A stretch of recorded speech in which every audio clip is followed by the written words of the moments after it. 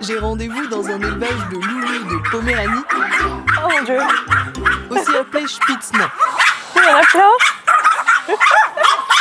De minuscules boules de poils très convoitées ces dernières années. Mais oui.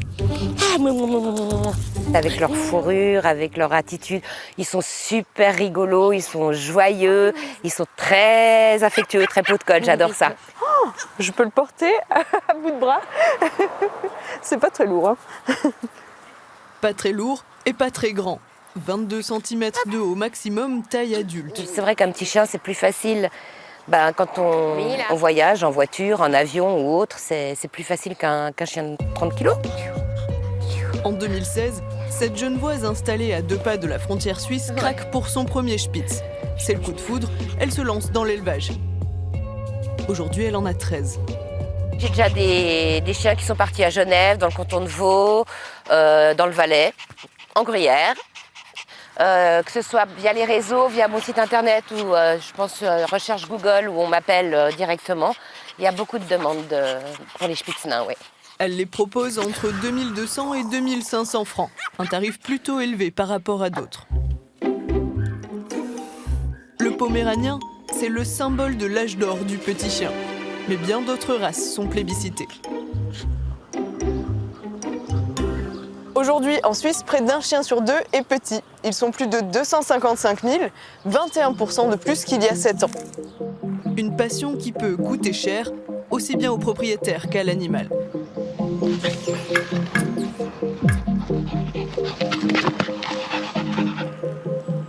Avec sa petite taille, le meilleur ami de l'homme est devenu un enfant de famille. Son maître l'emmène partout, un mode de vie aujourd'hui revendiqué.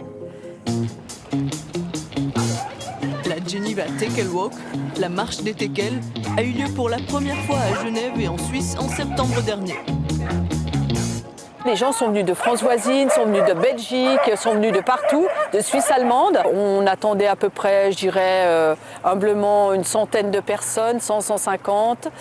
Et on s'est retrouvés environ 500 personnes, voire plus. C'était incroyable. Avec plus de 1000 teckels enregistrés rien qu'à Genève, son association n'a jamais compté autant d'adhérents. Il y a eu un boom depuis le Covid. Alors lui, c'est quoi? C'est un poil ras? Non, ça c'est Ah un non, poil dur, poil dur. épilé, Ah. le sanglier. Un des éléments qui a fait la promotion de ce chien, c'est les réseaux sociaux, où c'est un chien qui se met vraiment en scène, qui aime faire l'acteur, qui a son petit caractère et puis qui est très joueur. Tout est justement parti d'un coup de cœur sur TikTok pour Julie Frolicher. On a juste à voir la tête et on craque. Avec ses yeux de j'ai rien fait, je suis innocent. J'avais envie d'un chien parce que comme ça m'a obligée à sortir un peu plus. Puis comme ça, au lieu de rester toute la journée enfermée et sur son téléphone, comme ça m'encourageait à faire autre chose. À 16 ans, elle est propriétaire de 2 jeunes teckels. 1700 francs par chien, achetés chez un éleveur français. J'en avais en Suisse, c'était à 3000 facile. Donc c'est sûr que c'est beaucoup moins cher. Ouais, donc on a été là-bas et vraiment super bon contact et tout. Un achat approuvé par sa mère, embarquée un peu malgré elle dans ce projet. Pour l'instant, c'est que du positif. Leurs teckels consomment certes peu de croquettes, mais les coûts liés à leur entretien peuvent vite s'accumuler. Leur flair est insensible aux bonnes affaires. Dans cette boutique genevoise, le rayon petit chien constitue la moitié des ventes. Ah oui, ça c'est un porte-clés pour les sacs à crottes. 17,90.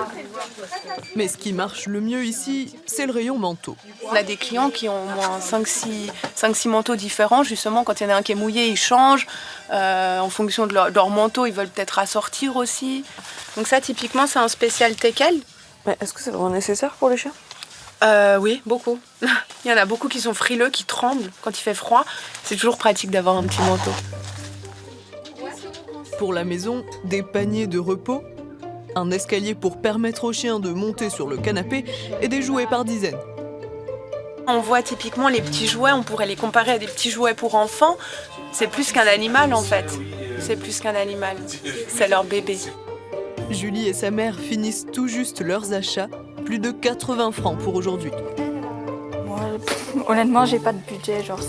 Tant que mes chiens sont heureux, c'est le principal. La mode du petit chien dépasse les accessoires. En plus des races traditionnelles comme le teckel, les grands chiens version miniature font sensation. Retournons chez Sandra, l'éleveuse de Spitz nain à la frontière suisse. Et ici, il y a un élevage d'un autre type de chien. Voici des Pomsky, un croisement entre un loulou de Poméranie et un husky. Elle a été créée à peu près dans les années 2010 aux États-Unis. Le but de cette future race, c'est de conserver le physique d'un chien nordique, comme le husky, mais de par le Spitz, de réduire la taille, tout pour en faire vraiment un chien de famille, pouvant vivre en appartement. Les Pomsky sont des chiens dits hybrides, ou designer dog. Ces croisements entre deux races pures sont très demandés et il y en a pour tous les goûts. Dans les petits modèles, il y a le Cavapoo, mélange entre un cavalier King Charles et un caniche, ou le Puggle, mix d'un Beagle et d'un Carlin. Moi, mes Pomsky, je les propose entre 2000 et 2200 euros. C'est sûr que si j'ai un chiot qui a le marquage husky, la couleur noir-blanc, les yeux bleus, je vais le proposer à 2002. Et ensuite, si j'ai un Pomsky qui n'a pas le marquage husky ou qui a des yeux bruns, je vais le proposer un peu moins cher. Un tarif qui reste plus élevé que les originaux. Rendez-vous chez un éleveur de husky. Alors c'est assez impressionnant, il y en a partout. Alors nous avons 13 huskies et un coton de Tuléar. Thierry Maurer les vend ici 1800 francs. Doucement, on saute pas. On saute pas. Oh, bonjour. Alors, je suis venue avec un Pomsky en photo. Un petit Pomsky. Le husky en version miniature, vous adhérez ou pas? Non. Non. Pour moi, c'est un effet de mode. On va créer des chiens qui sont jolis. Dans quel but? Dans le but de les vendre. Bien sûr, il y a un commerce qui se fait avec toutes les races. Mais la création d'un petit jouet n'est pas correcte. Je dirais, si on cherche vraiment à trop modifier la race, je pense que c'est pas sain. Le Pomsky n'est pas encore reconnu comme une race officielle et il n'y a pas assez de recul pour savoir s'il présente d'éventuelles fragilités. Ils sont toujours issus de croisements. Je veux dire, le Pomsky, c'est pas le premier croisement qui se fait pour créer une nouvelle race. Si ce croisement a été fait, il est réfléchi, il a été pensé en amont, et surtout qu'il y a un travail qui se fait des éleveurs actuellement en contrôlant l'état de santé des chiens, en faisant des tests génétiques, pour justement arriver à avoir la confirmation de cette race. Sandra indique ne pas tirer de bénéfices de son élevage. Elle ne souhaite pas accroître le rythme des portées pour préserver ses chiens.